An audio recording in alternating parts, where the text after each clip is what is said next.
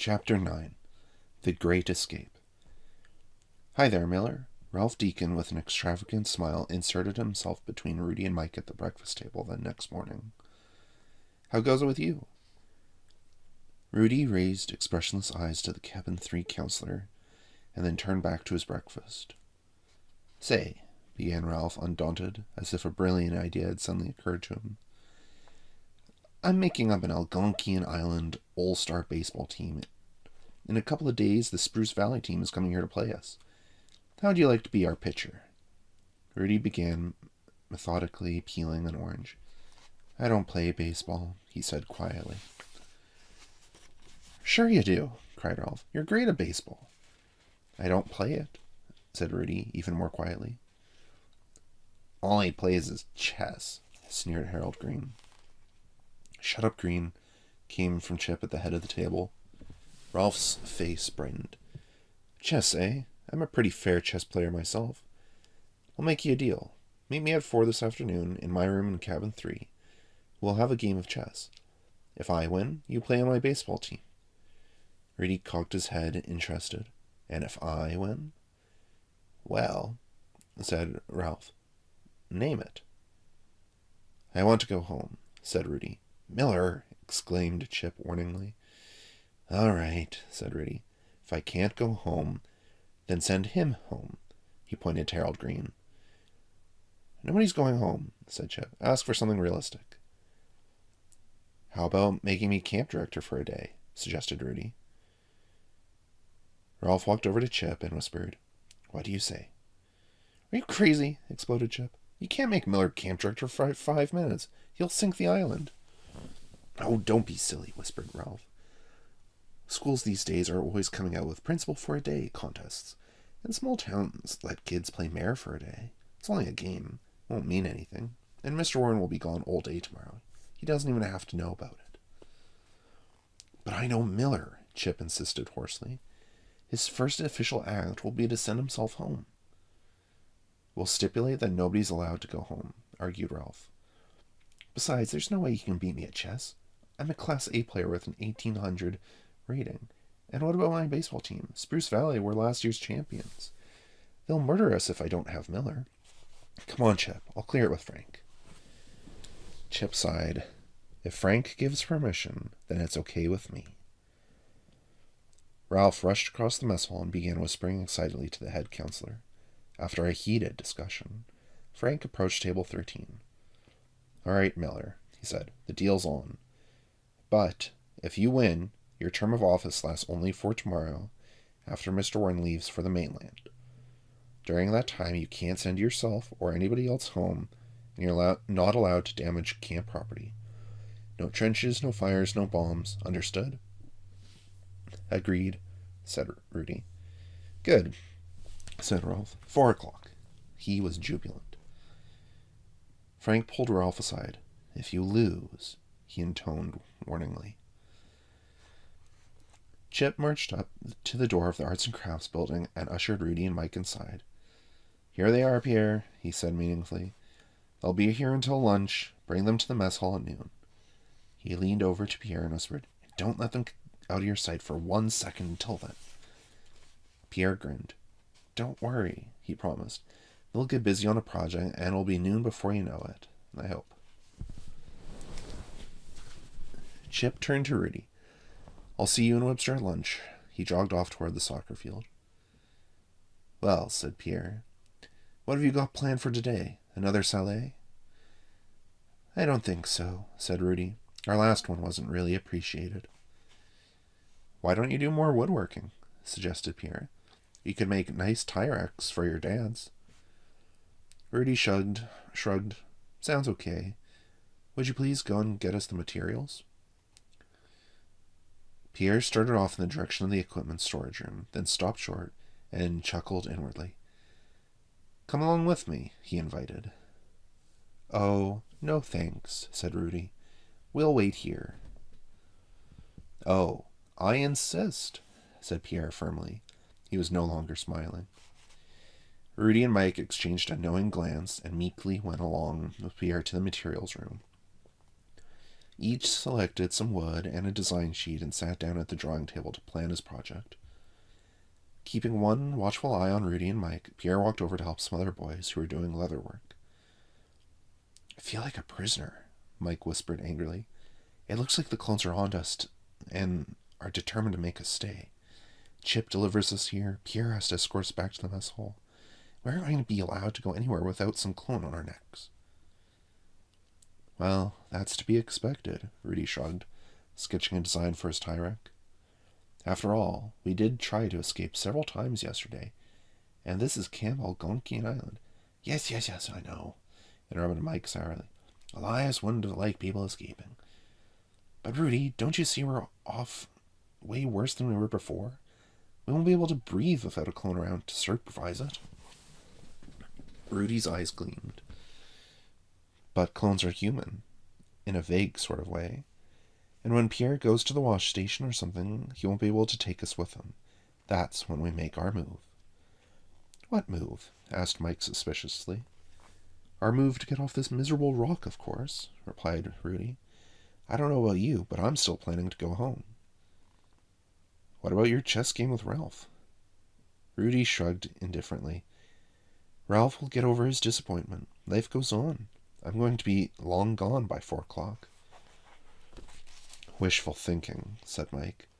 "We'd still have to take a boat, and that's impossible. We promised not to, and there's no getting around it this time." "On the contrary," said Rudy. "Somewhere at the other side of this island there's a boat. Our sailboat. We wouldn't be taking it. It's already been taken." Mike held his head. "How do you know it's still there?" "Simple. If it were adrift, someone would have found it. It has to be beached on the island, probably near where we landed that morning." "Yeah," said Mike sarcastically. "We get in it and we sail away and Pierre doesn't sound the alarm. But if he does, then every clone in the place comes after us in the power boats. They'd overtake us in half a second." "But they don't know about our sailboat," Rudy explained patiently. "So they won't think to look on the other side of the island. They'll be waiting for us to make a break for the boats at the dock. Meanwhile, we just slip out the back way." "But what if Chip or someone sees us out of arts and crafts?" Mike protested. "All we have to do is run to the woods," said Rudy. "Then they'll never find us." He looked long and hard at Mike, interrupting his nervous expression. "If you've got any thinking to do, do it now, because as soon as Pierre goes off somewhere, I'm leaving." "I'm going to," said Mike quickly. Pierre walked over to inspect their drawings. "How are things coming along here?" "Great," said Rudy enthusiastically. He added something to his diagram. "Do you think I could attach a dowel here and a countersink, a screw on the other side to keep it steady?" "It's a good idea," nodded Pierre.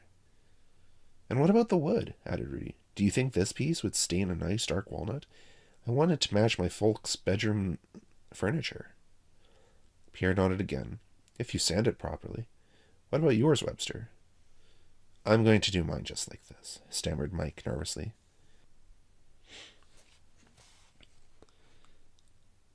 "That figures," said Pierre with a crooked smile.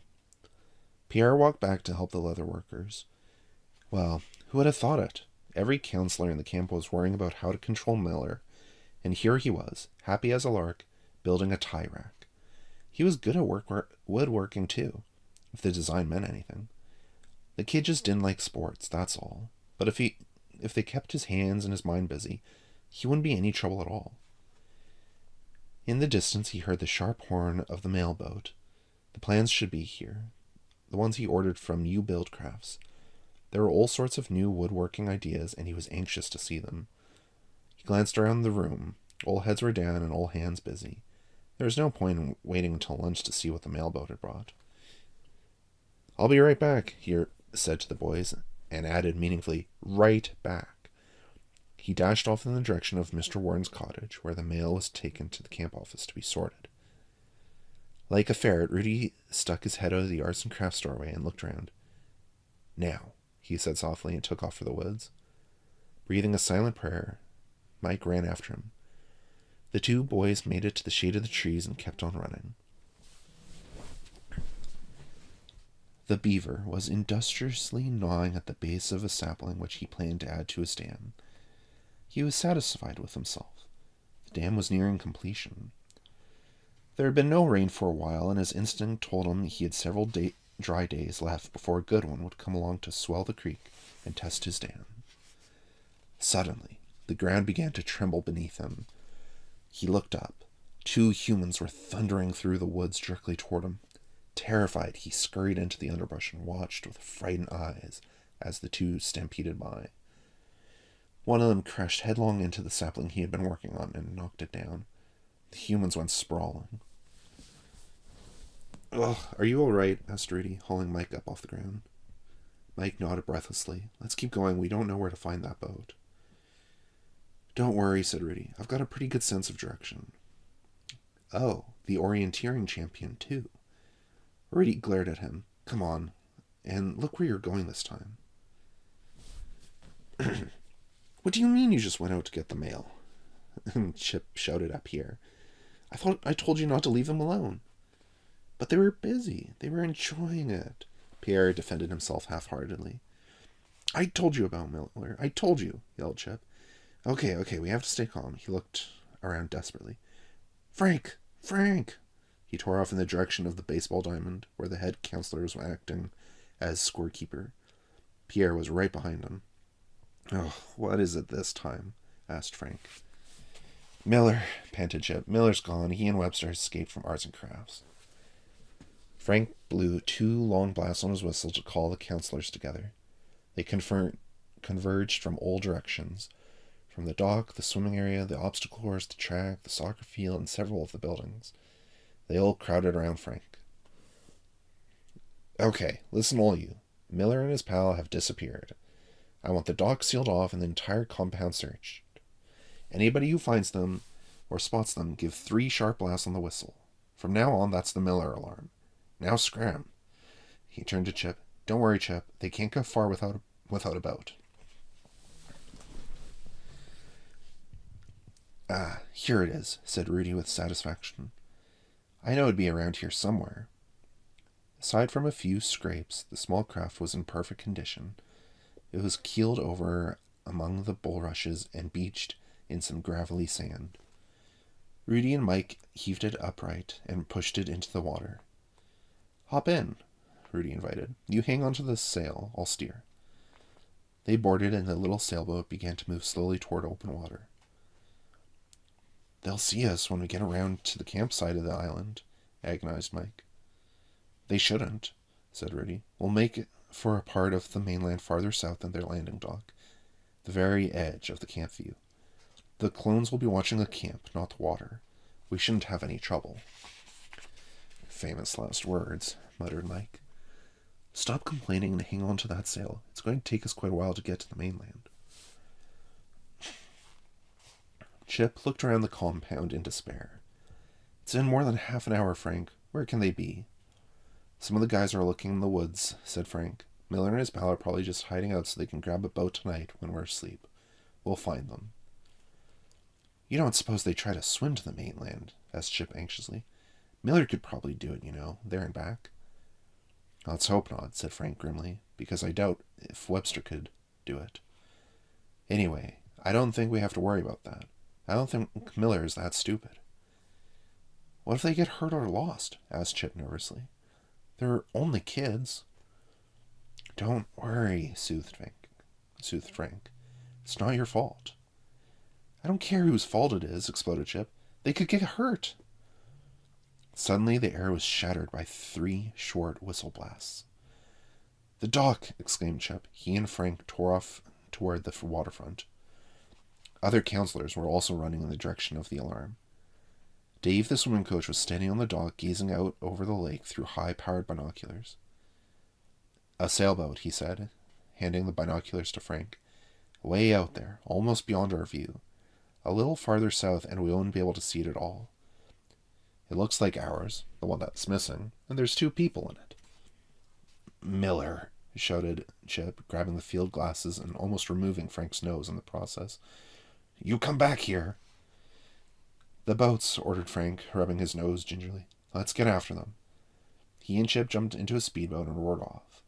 6 counselors leaped into the main launch and followed.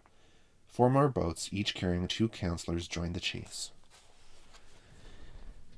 Rudy leaned back and tapped the tiller with great satisfaction. 10 more men should have us on the mainland. Mike grinned happily. It looks as if we're going to make it this time. Rudy nodded his agreement. And so we bid an unfond farewell to exotic Alcatraz Island. He turned toward Algonquian. Oh, maybe not. What? What? Mike stared in horror. From the island, a wall of white water was darting out in their direction. Boats! He squeaked. Man the oars, said Rudy calmly. Oars? Squealed Mike. They've got power boats. Yes, but we've got a head start. Rudy grabbed an oar and began to paddle on one side of the boat. Now paddle! Mike took the other oar and worked it madly. We're doomed. We are if we go around in circles, said Rudy. Paddle on the stroke. Stroke. Stroke. Stroke. With their paddling assisting the sail, the small boat reached the mainland very quickly. By now the boys could hear the sound of the Algonquian Island Armada coming after them. They could even see Chip in the lead boat, standing up and shaking his fist. They leaped out of their sailboat and scrambled up the grassy bank. What are we going to do? What are we going to do? Said Mike. I don't know what you're going to do, but I'm going to run, replied Rudy, and he took off through the woods. Wait for me, shouted Mike, running after him. They're getting away, howled Chip. Calm down, we'll be landing in a minute. They can't get far. Can't you make this thing go any faster? No, I can't. Now sit down and shut up. The 6 boats soon landed, and Frank addressed the counselors. All right, you guys, they went that way. He pointed up the bank where Rudy and Mike had disappeared. They'll probably come to that town, Snow Hill. Let's move. Chip had already dashed up the bank and out of sight. A town, said Rudy. Let's find a bus station. What about a telephone? Asked Mike, glancing nervously over his shoulder. I thought the plan was to find a telephone and call our parents. No time. The clones can't be far behind us. We've got to keep moving. Where's the bus station, then? It's got to be on this street, Rudy pointed out. There are no other streets. Look, there's a convenience store. I'll go in and ask directions. You stay here and keep watch in the doorway. Me? Why me? Squealed Mike. Rudy sighed. Would you like to ask directions and I'll wait outside? No way. Well then... Rudy opened the door of the small shop, stepped inside, made a fast turn, and was outside like a shot, pulling Mike down the street. That was quick, said Mike. Are we running to catch a bus? Hardly, said Rude mildly. Can't go into the store. Chip was there. Oh no, moaned Mike. Did he see you? Miller! Howled a familiar voice behind them. He saw me, confirmed Rudy. Quick, down this alley. He pushed Mike ahead of him into the alley and headlong into Ralph Deacon, bowling him over. Rudy and Mike pulled away and took off in another direction. Ralph, temporarily winded, sat up and blew 3 short blasts on his whistle. Rudy and Mike pounded down the middle of the road as counselors began to appear from all corners of Snow Hill. We're surrounded, Mike panted hysterically. Run for the lumber yard, said Rudy calmly, pointing to a wide gate at the end of the street. They made for the lumber yard, all 16 counselors in hot pursuit.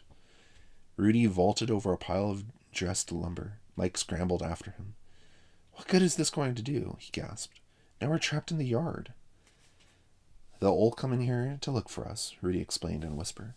And while they're looking, we'll slip back out and get away. We don't have to stay here. There are other towns. They heard Mike's voice calling. They went in here. Search the place. They could hear pounding footsteps as the crowd of counselors began to spread out and search between the rows of lumber piled everywhere. Mike gripped Rudy's arm hard enough to cut off the circulation. Frank had appeared to the left of them. The 2 fugitives wheeled to the right. There, in the narrow alleyway made by piled-up wood, was Chip. They were trapped. Rudy put his arms up in a gesture of surrender. Comrade, he said resigningly. Mike stood trembling. Chip and Frank ran up to them, each blowing 3 sharp whistle blasts to call the others. "Put your hands down, Miller," said Frank in disgust. "Don't be an idiot." "Miller," bawled Chip, "this is the end of you." "For today," Rudy agreed. "Did you really think you could get away?" asked Frank angrily.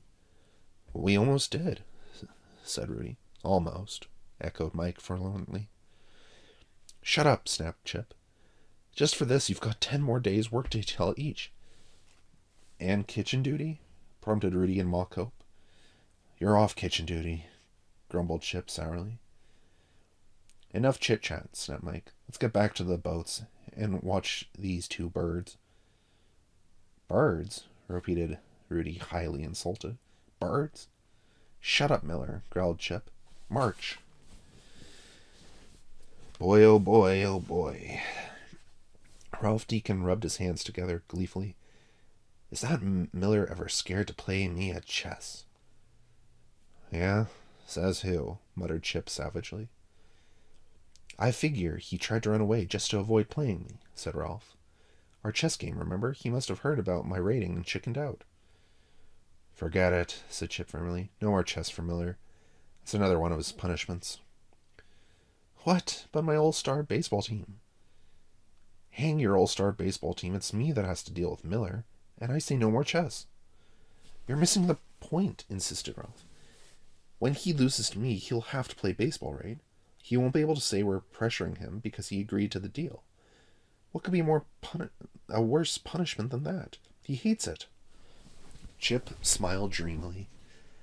In his mind, he had a picture of Miller on the baseball team. It was beautiful. Miller was so miserable. Chip frowned as the mental images changed. There was Miller, winning the chess game. Miller, camp director for a day. Oh no, it could never happen. Ralph was 20 years old and had a high rating, and Miller was just a kid. It was going to be all right. "Checkmate," said Rudy quietly. "Don't you think I know that?" cried Ralph Deacon, staring at the board incredulously. Rudy stood up. "Thank you for the game," he said formally.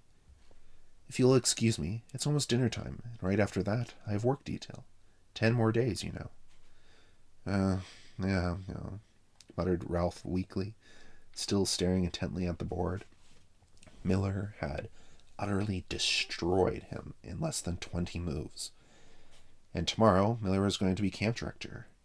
Frank and the guys were going to be mad enough to chew nails. Rudy stepped outside of Cabin 3, where a large group of counselors and a few campers were waiting. "Tough luck, Miller," piped Chip. "This time you bit off more than you could chew." Rudy frowned at him. "Show some respect, please," he said softly. "Tomorrow you'll be working for me." "You won?" shouted Mike. "He won," groaned Chip. "Oh no," thought Frank.